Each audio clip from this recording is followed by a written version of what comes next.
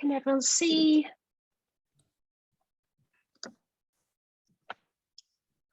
Okay, welcome to today's webinar, Release Your Powerful Female Voice.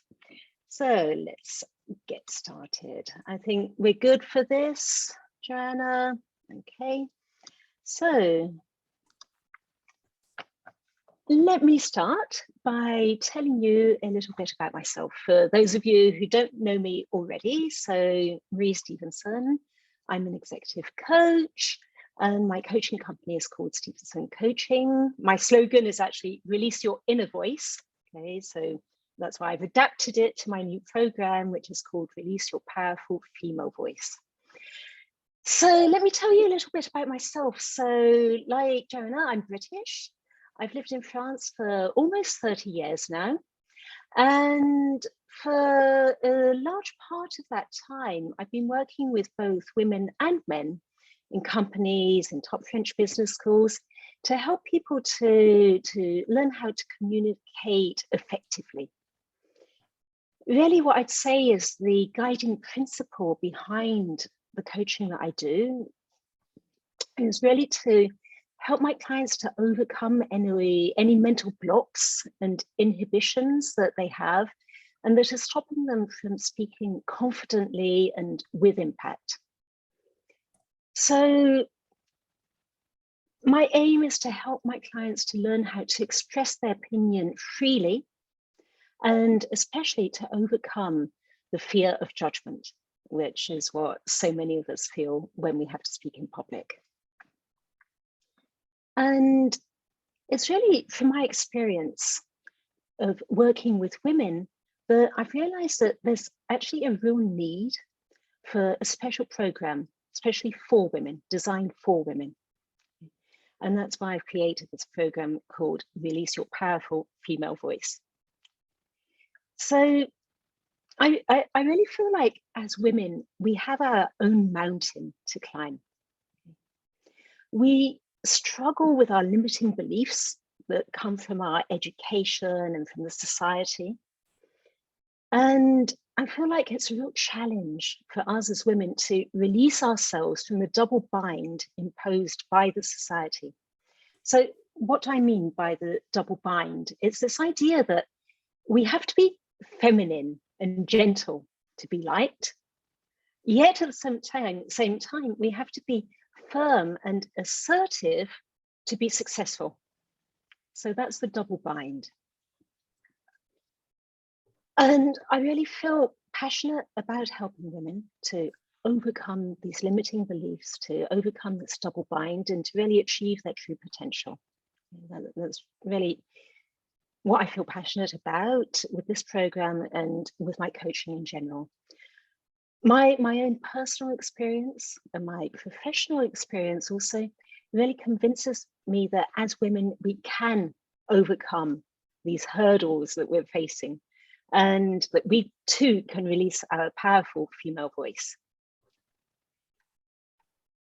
So today, during this webinar, I'm going to be sharing with you some of the tips and tools from my own program.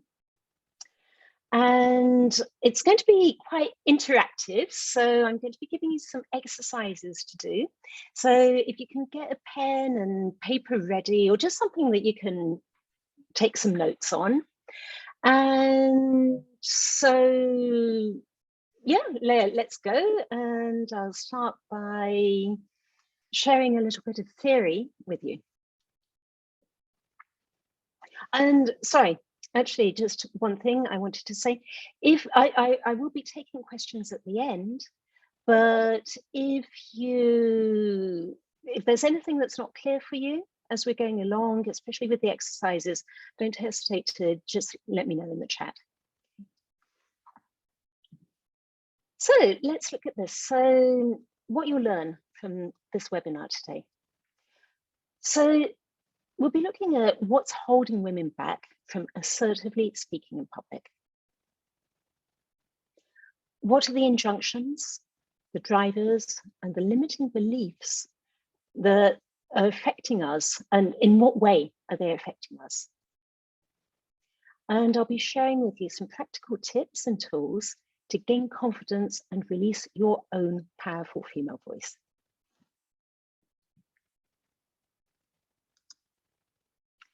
But first of all, I'm going to do a little brainstorming session. So what I'd like you to think about is what's holding women back from assertively speaking in public. So think about this question, and maybe in the chat you can share some of your ideas with me. That would be great. So what do you think is maybe what's holding you back personally, and what's also holding other women back from assertively speaking in public? Let's have a look. And actually, so just before we share these ideas, I just wanted to say, let's just think about what assertive actually means, because there's so much confusion around this term. And sometimes I have, especially female clients, saying to me, I don't want to be too assertive. So assertive isn't the same as aggressive. If you're talking aggressively to someone, then it means that you're not respecting that other person. You're really trying to impose your own opinion, and you don't have respect for the opinion of the other person. Whereas if you're speaking assertively, you're really expressing your own opinion. You give yourself the right to express your own opinion, but you also respect the other person. Okay, just wanted to clarify that, because there's some confusion around that. So let's take a look at the chat. Let's take a look at some of the answers. Okay, we've got so far, we've got, yeah, the fear of judgment, definitely. That's that. I work on that so much with my clients. I mean, it's just, yeah, the base of what's holding us back. We've got Nina, false beliefs about what people might think about me. Yeah. And thanks, Nina, because that's so true, that so often we think that people have this impression of us, and a lot of the time it's actually false. Okay, but in our mind, think, oh yeah, he or she is thinking that about me. So it really holds us back. And Layla, yeah, so fear of appearing aggressive. Okay, so exactly. So what I'd say to that is really, okay, let's speak assertively, not aggressively. Okay, the big difference. But it's true that, again, as women, we have that fear of being too aggressive and being told that we're too aggressive. Okay, and we've got, yeah, so Nina, I often think I don't know enough to talk about it. Okay, so this is maybe going to come up later for you, but it's the driver, being a perfectionist, of always feeling that you have to know more. Okay, it's never good enough. Okay, but anyway, I'm going to talk about that in a bit more detail later on. Doreen, the imposter syndrome. Yeah, the imposter syndrome, that's really interesting. So it really affects women a lot. It affects especially intelligent people who are successful, but who are always afraid that they're going to be found out to be a fake.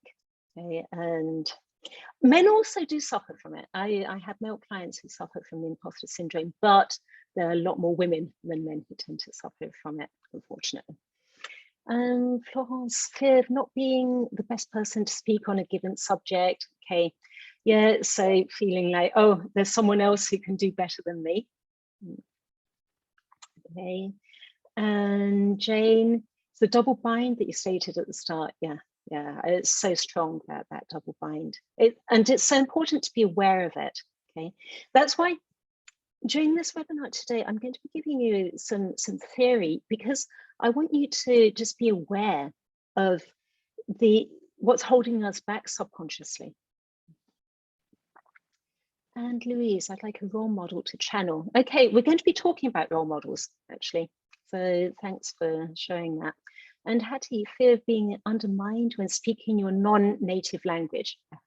Okay, yeah, I work a lot with non-native speakers who always think, oh, I'm not going to be good enough, or, you know, my English isn't good enough. And what I say is, you must really just tell yourself, you are making the effort to speak the other person's language. Okay, and you speak English better than that other person speaks French, for example. Okay, thanks for sharing your ideas. I think that's everything we've got. Okay, all right. So let's just go on.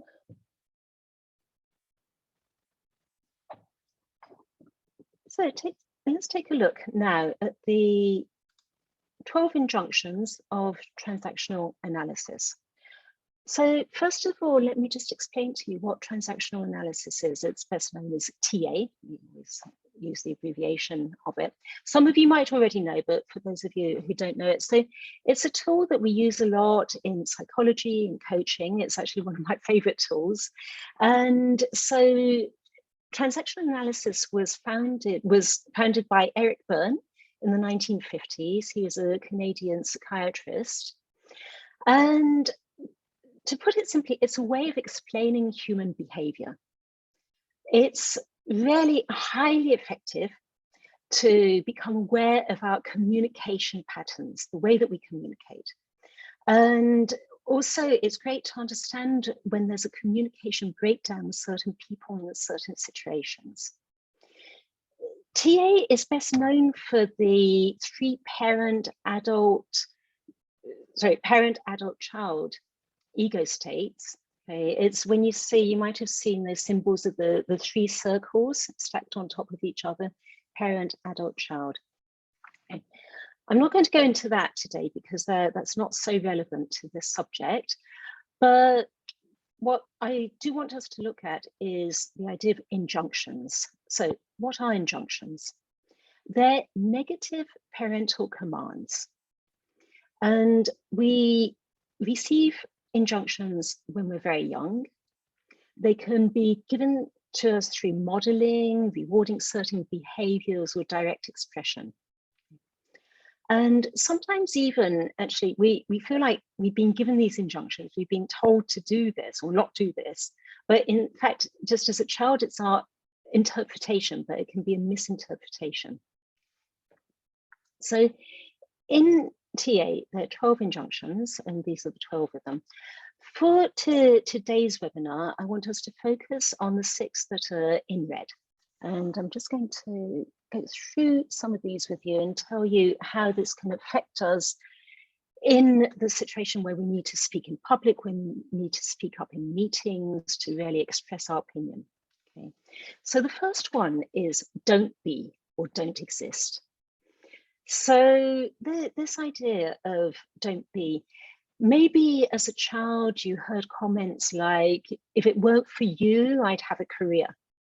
Or if it worked for you, I'd divorce your father. Okay. These are the sort of comments that our parents can say without actually realizing the harm that they're doing. But as a child, we take this on board, okay, and this stays with us for life until we actually work on it. And so how can that hold you back? Well, it's really if you've got this injunction of don't exist, then it's difficult to get up, speak in public, be in the limelight, have all the attention on you. Okay? So you're going to back away from having the attention on you because you feel like you don't have the right to exist. You shouldn't be there. The next injunction is don't be who you are. So this is the idea that maybe your parents wanted you to be more like them, to have a different personality, or maybe to be a different gender. So again, if this resonates with you, don't be who you are, then that's going to be that when you're speaking in meetings, when you're giving a presentation, that you feel like you don't have the right to be yourself. You have to sort of play a role, or you have to be the sort of person that people want you to be. The next one, don't think. So this is the idea that as a child, you were discouraged from having a different opinion to your parents or to your siblings. So don't think for yourself. So you can imagine that if you're in a meeting and you don't agree with the other people, with your boss or with your colleagues, it's going to be really difficult for you to speak up and say, I don't agree with you. The next one, don't be important. So maybe you heard things like children to be seen and not heard, or you shouldn't talk at the dinner table. Okay, so obviously, if you've heard that, it's going to be difficult for you to speak up in meetings. Okay, maybe to interrupt people. The next one, don't make it in your life. So this is maybe more the idea that your parents set unattainable standards so that you couldn't succeed. Maybe they didn't want you to surpass them. Okay, so this is going to be affecting you if you want a promotion and you need to really show what you're capable of doing. You need to speak assertively. But in the back of your mind, subconsciously, you're thinking, don't make it in your life. You're not going to take those opportunities to really be in the limelight and to show who you are and what you can do. And the last one, don't belong. Don't belong is maybe your parents judged your group of friends or any group that you belong to. Maybe even you moved about a lot as a child. So if you have that injunction, don't belong, then you're always going to feel like an outsider. So it's going to be difficult for you to feel that you're in your rightful place. And so maybe with your colleagues, then you're not going to dare speak up because you feel like you don't really have the right to be there anyway. So is that clear for everyone? Does anyone have any questions on those injunctions? What I'd like you to do now is just take a minute to look at those 6 injunctions in red, and actually, without thinking too much about it, note down one that resonates the most with you. If you have a piece of paper, then just note it down on there.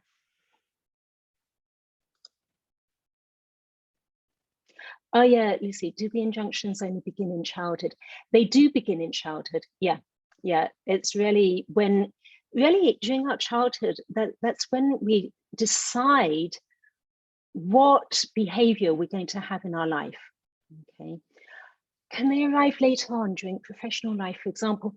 I'd say that the injunctions are there during our childhood, but then during our professional life, they can become stronger because of the situations that we're living. So they start in our childhood, but they get reinforced during our professional life because of the different situations.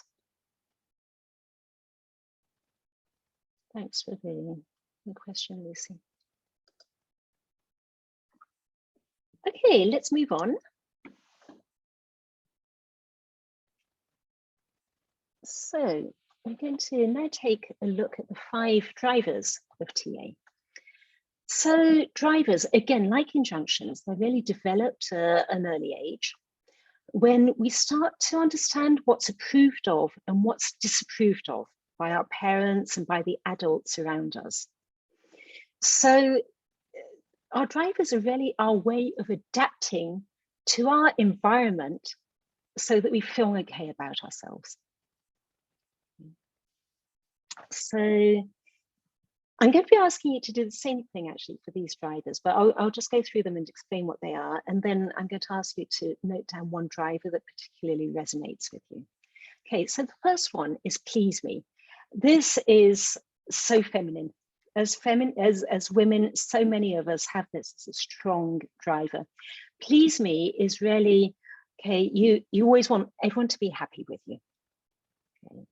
So you don't want to say something or do something that's going to upset people. So this really means that you're not going to say something that might upset your colleagues or upset your boss, or you won't say something that they don't agree with, okay? Because they're not going to like you if you do. That's what you're telling yourself anyway.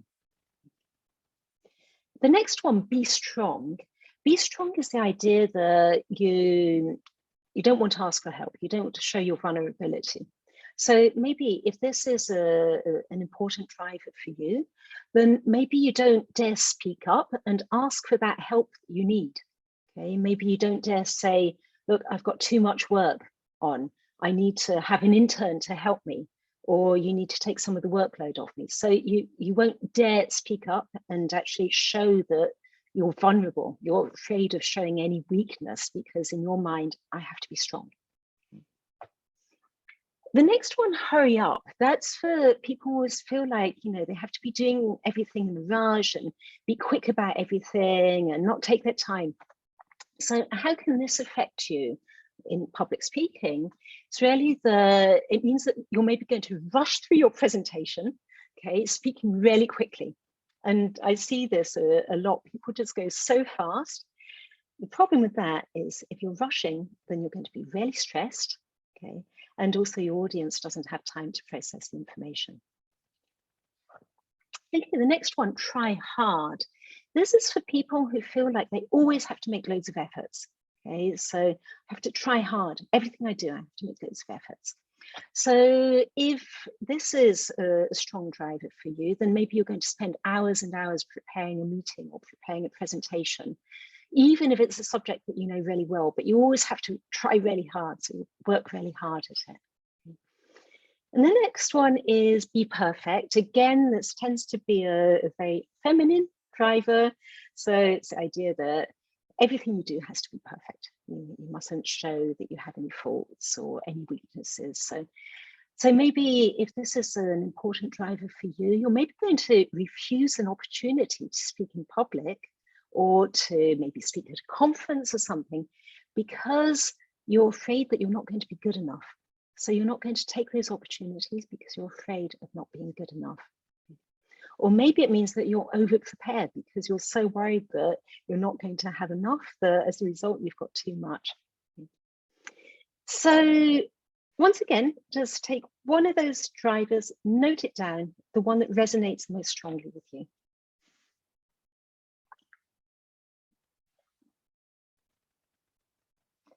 Okay, let's move on to limiting beliefs.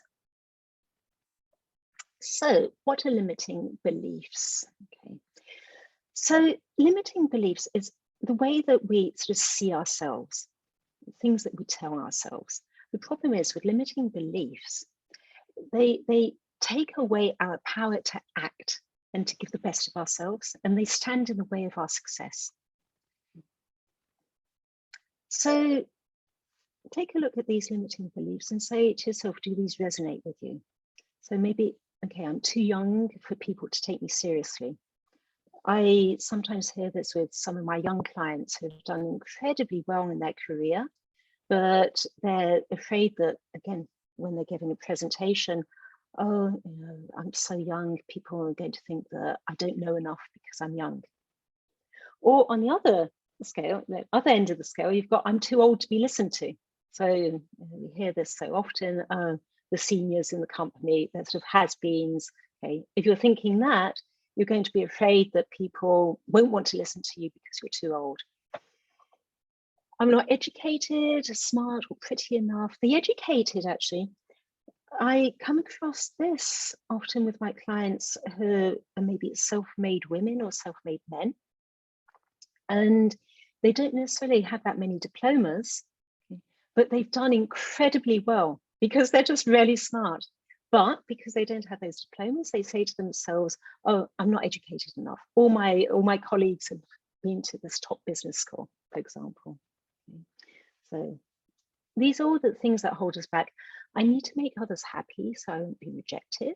That's the idea of the please me. I have to earn other people's approval to feel good about myself. So there, you're not going to be expressing your own opinion. I shouldn't put my needs before others. Okay, you're not going to be expressing your need for help, for example. I don't deserve success, money, fame, etc. If I pursue my own interests, my relationships will suffer.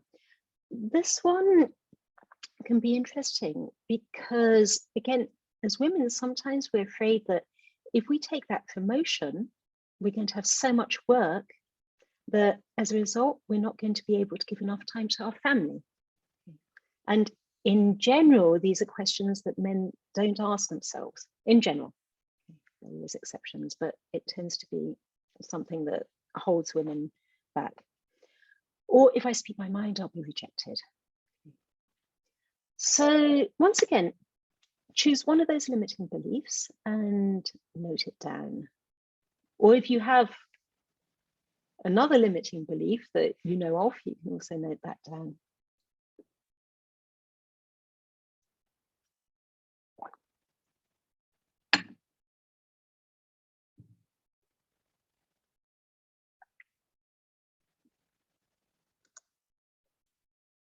Okay, is that okay for everyone?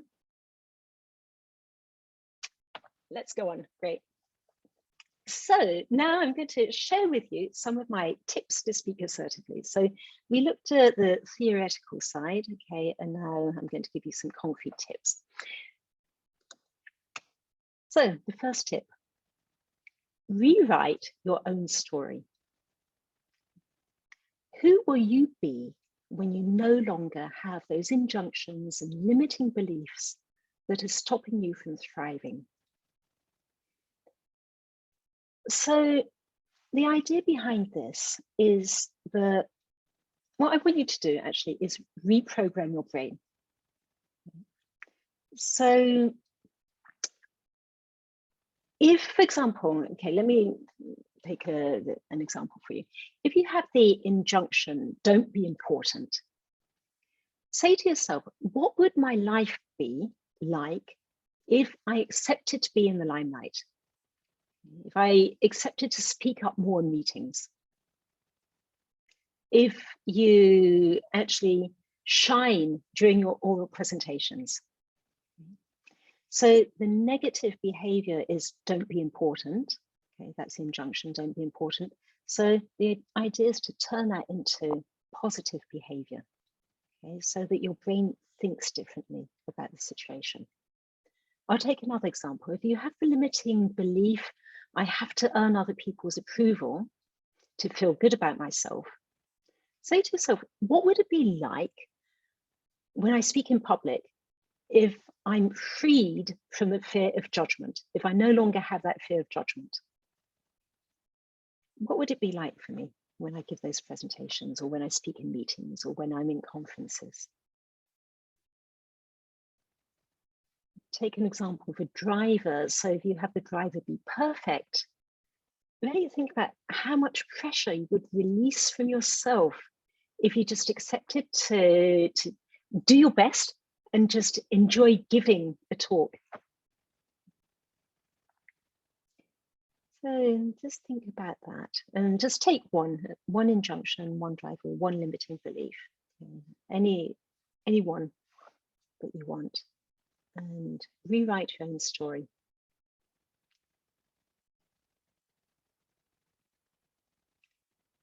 If there are any questions, you can ask me.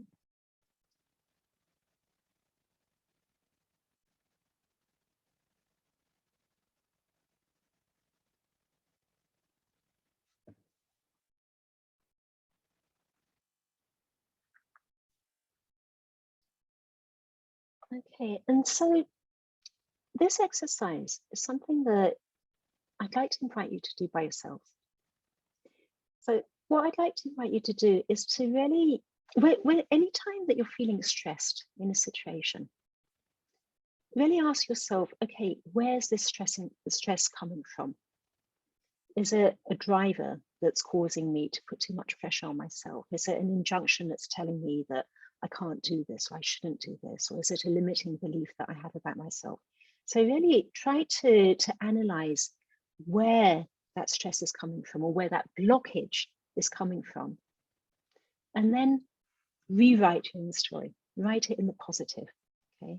So if I don't have this limiting belief, injunction, or driver, how will my life be? It's always important to see it in the positive. Okay, if that's clear for everyone, we can move on. Does anyone need any more time, or is it good? Let's go on. Okay, the next one, and I know that someone said this right at the beginning. So be inspired. Okay, it's so important for us to be inspired by other women. So what I'd like you to think about now, who are your powerful female public speaker role models? Who comes to mind? And in fact, you can even write this in the chat. It'd be great to share your ideas.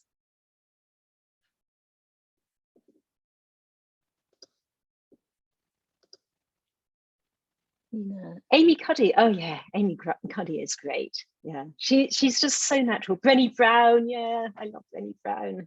So inspiring. Brené. Yeah. Yeah.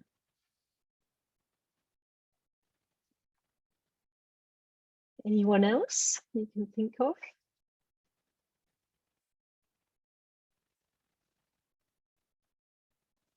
Michelle Obama. Yes, isn't she fantastic? Lisa Nichols. I don't know Lisa Nichols. I'm going to write that down actually. So Nichols, Granny, of course, Jacinda. Okay, this is great. There's some people here who I don't even know. That's why it's so nice to actually share.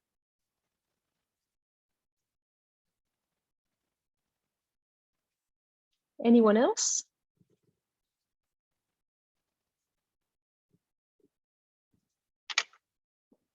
Brenny. Everyone likes Brenny. She's great. Okay. This exercise, what I'd like you to do now is just to think about one powerful female public speaker who you particularly enjoy listening to. And say to yourself, what do you appreciate about her way of speaking in public, about her manner? What is it that you appreciate about her? There might also be things that you don't like about her, and that's fine. Okay. Also think about that, okay, and say, okay, why is it that I don't like that? And say to yourself, what does she represent for you? In what way can you relate to her? In what way is she an inspiration for you?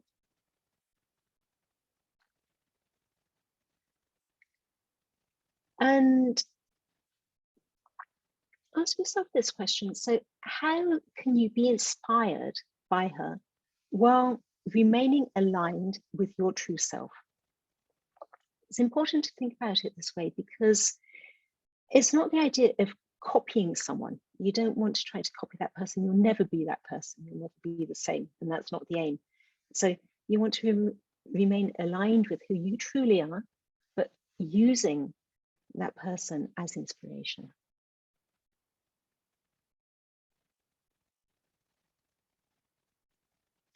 Just note down your ideas. And what I'd like you to do after today's webinar is start to really pay attention to the female public speakers who inspire you, okay? And really pay attention to what you like about their way of presenting, what you like about their manner, what you don't like, okay? How can you be inspired by them?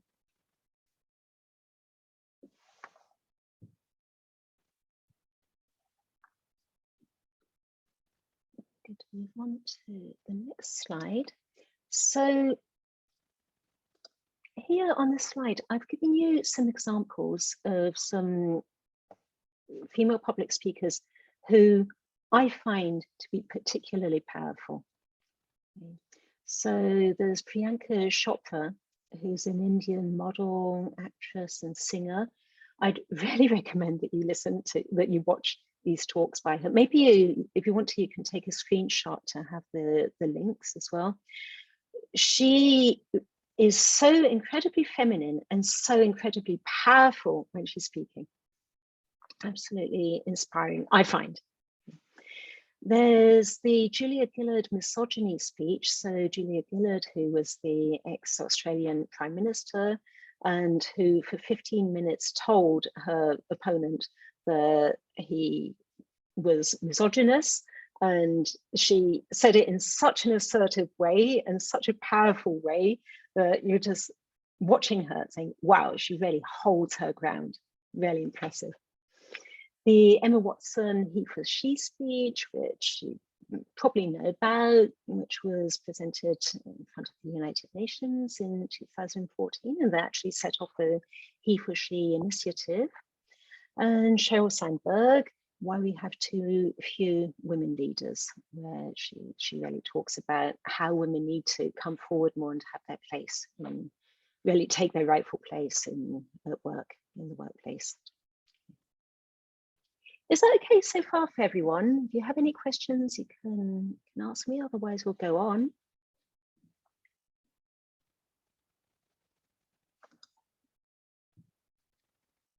Okay, we're going to do a little exercise here.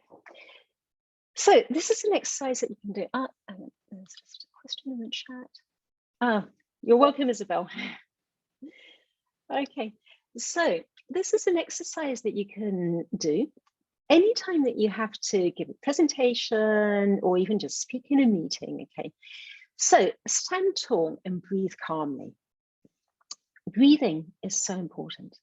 And when we're stressed, our breathing becomes erratic. When our breathing becomes erratic, we can't think clearly and we can't express ourselves clearly. So before any presentation, before any meeting where you feel, okay, this is important, take a few moments to focus on your breathing. And we can do this now actually together. So just sit calmly and observe your breathing. Don't change anything, just observe it. How fast is it? How slow is it?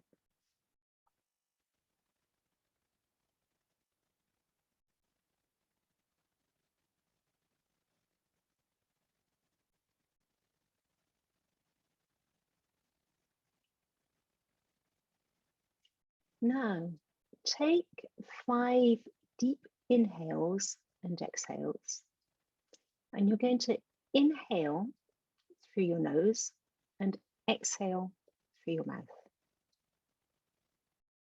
And if you know the yoga breathing, you can really feel the breathing in your stomach moving up into your chest. So 5 times.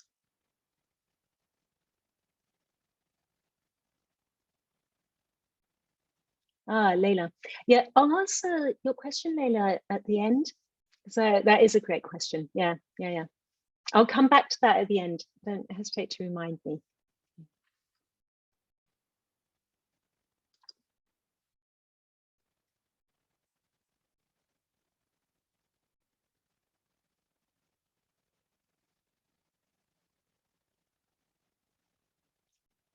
Okay, once you've done your 5 inhales and exhales, we're going to do together this little exercise, which is making the exhale double the length of the inhale. So don't start for the minute. I'm just going to explain to you. So basically, you're going to inhale counting to 4. So it's going to be in, 2, 3, 4, and then exhale counting to 8, out, 2, 3, 4, 5, 6, 7, 8. So again, you're going to be inhaling through your nose, exhaling out of your mouth.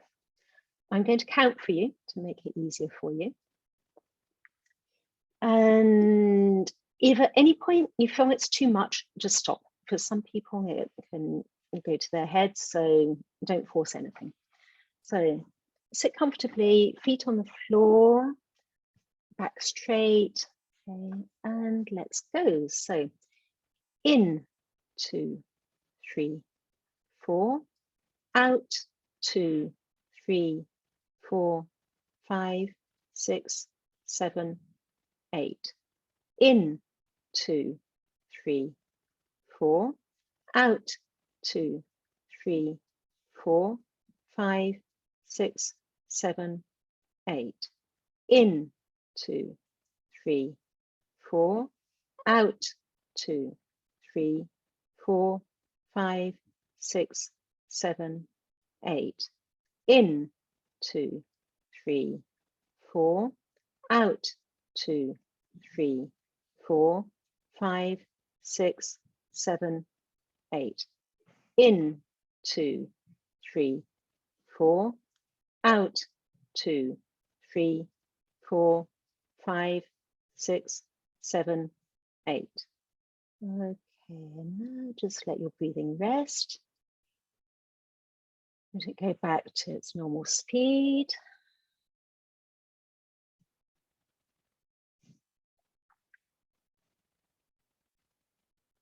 And observe how it feels. You should feel that your breathing is slow, regular. Okay, so that's an exercise that you can do at any time when you're feeling stressed, and I really recommend it if you need to speak in public. The other exercise is to really stand tall. So if you want to try this standing up, you can. You can have the opportunity of standing up right now. So as you stand up, feel your feet against the floor and really anchor your feet into the ground. Okay, you feel how you're grounded.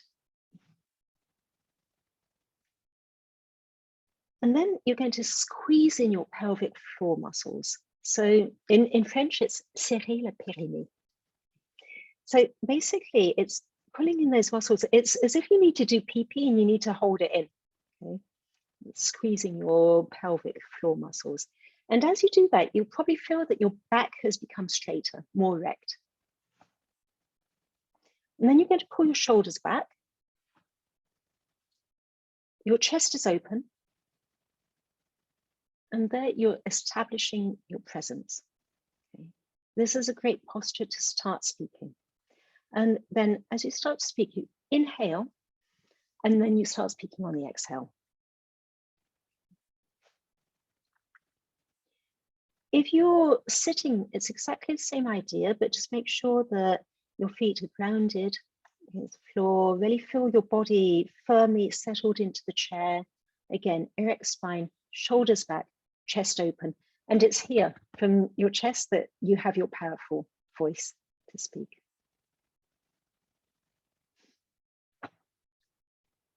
Okay, are there any questions on that?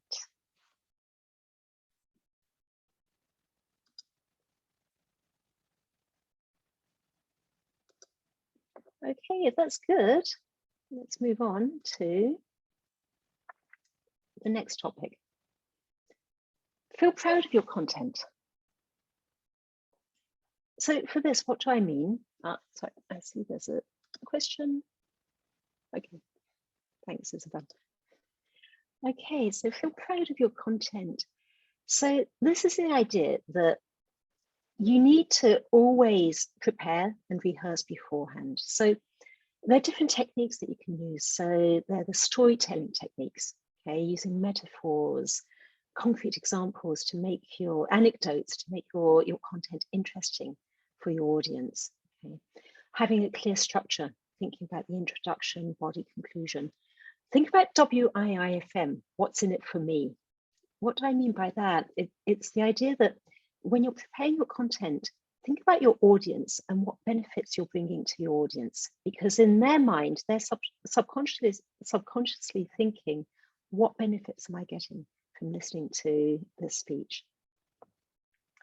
And think about your key message. If there's one message you want your audience to remember, what is it? And always remember, you're sharing with your audience your knowledge, your expertise, okay, your experience. And it's not about you, it's about them. So make the content interesting, make it appealing, so that when you're presenting it, you're proud of what you're presenting. And that will help to take some of the stress away. Okay, the last exercise we're going to do is visualize your success. So just like when I talked about rewriting your story, your own story, the idea is to send positive messages to your brain. So it's really to say, okay, rather than thinking about this presentation or this meeting where I had to speak or this conference in a negative way, oh my God, you know, am I going to be good enough? And what are people going to think of me? What if my content isn't interesting? Okay, those are sending negative messages to your brain. So you need to change that. You need to reprogram your brain, so that you think of your talk, your presentation, in a positive way. I'm going to guide you through this little exercise. I'm going to take a few minutes to do it together, and it's really something that you can do by yourselves. So it's something I do a lot with my clients. I use hypnosis a lot with my clients to help them to overcome blockages and to really, as I say, to think positively about things and to see themselves as successful. But it's something that you can do at any point. It just takes a few minutes. So first of all, sit comfortably and observe your breathing. Don't change anything, just observe your breathing. How fast is it? How slow is it?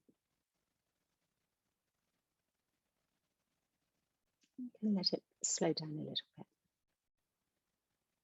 It's very calm, very regular.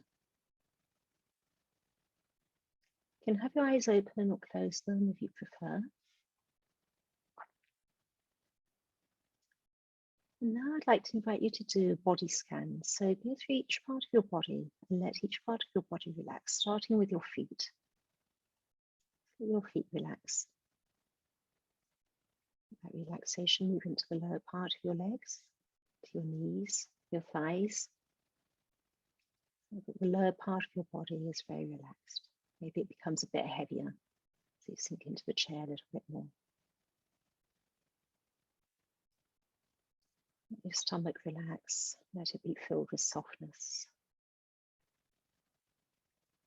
That relaxation move into your chest, into your shoulders. Release any tension from your shoulders. Feel your back relaxing, that relaxation moving up your spine. Let your arms relax, your hands, back of your neck, your throat, and your face. Until you feel the whole of your body very, very relaxed. And here, from this very relaxed place, imagine yourself in a place where you can totally let go, where you can just totally relax, not worry about anything. Maybe you're on the beach, maybe you're by a lake, in the mountains, the countryside, in a forest, wherever you are. Just feel everything around you, look at everything around you, hear the sounds, and notice how relaxed you are.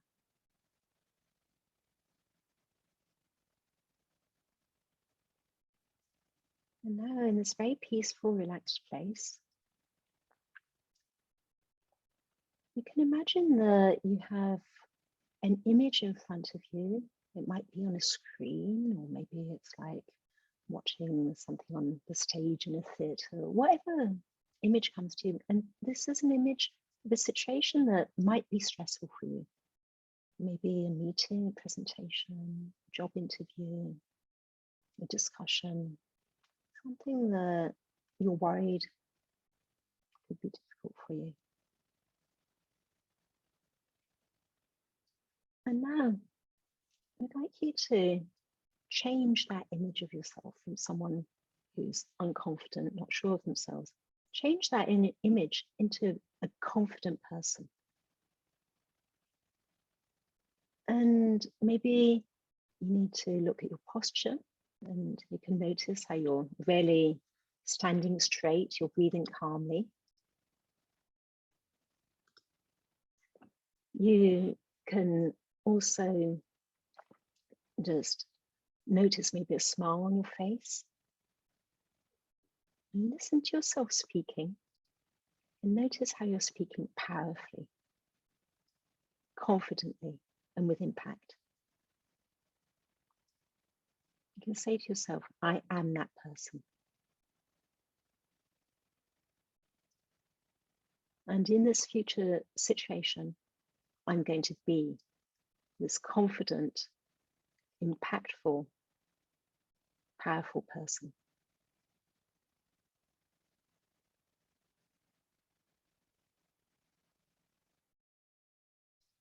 Okay, keeping with you all of those good feelings. You can open your eyes if you had your eyes closed. Come back into the room, come back into the present moment. And let yourself be that really confident person.